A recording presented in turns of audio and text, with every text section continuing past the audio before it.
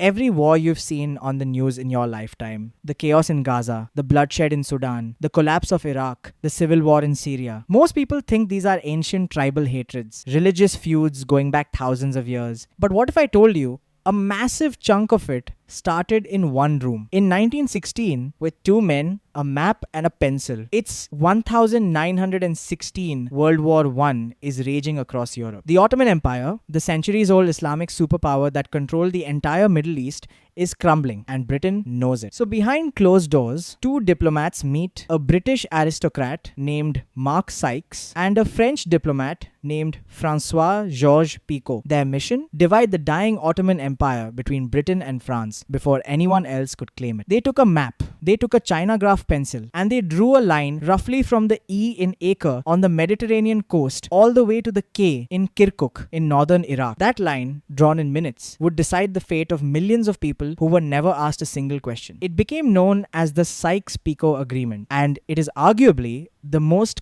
consequential act of arrogance in modern history. Sunnis, Shia, and Kurds, three groups who had lived separately for centuries, were shoved into one artificial country. Britain needed Iraq's oil. So three completely different communities were forced to share one government. The result? A country that has never truly been at peace. Syria and Lebanon handed to France. Again, multiple ethnic and religious groups: Alawites, Sunnis, Christians, Druze, forced under one colonial flag. Lebanon still runs on a political system built on sectarian divisions created by the French Syria, descended into one of the bloodiest civil wars of the 21st century. Palestine. Both sides promised it to different people at the same time. Britain secretly told Jewish Zionists they could have a homeland there, while also promising Arab leaders they'd get their independence. Both promises, same land. Complete betrayal of both. That contradiction is still killing people today. And Africa? Britain and France drew 80% of the entire continent's borders, mostly with rulers and pencils, without ever walking the land. Tribes that had been enemies for generations were forced into the same nations. Tribes that were one. People were split across different countries. As British Prime Minister Lord Salisbury himself admitted,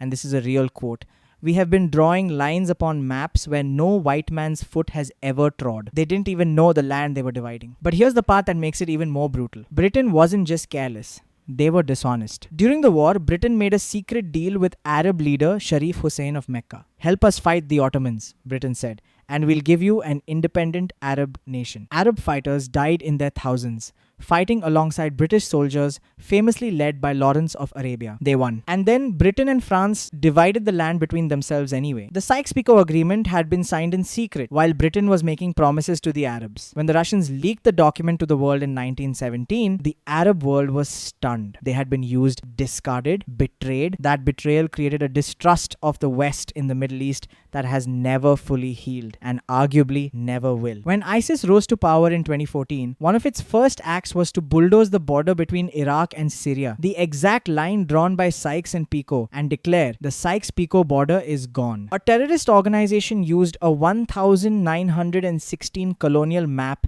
as its propaganda. That's how deep this wound runs. The Israeli-Palestinian conflict, Kurdish question, 30 million people without a country, the Rwandan genocide, the Sudan wars, the collapse of Somalia. Historians and analysts argue these modern crises all carry the fingerprints of men who sat in London and Paris, drew lines they didn't understand, and walked away. These weren't borders built by the people who lived there. They were built by empires. For empires and the people caught inside those lines, they're still paying the price. Two men, one meeting, one pencil, and a century of war. History doesn't always happen on battlefields. Sometimes it happens in quiet rooms where powerful men make decisions for people they've never met and never care to. The next time you see a conflict on the news and someone says those people have always been fighting each other, remember this video, because the truth is far darker than that.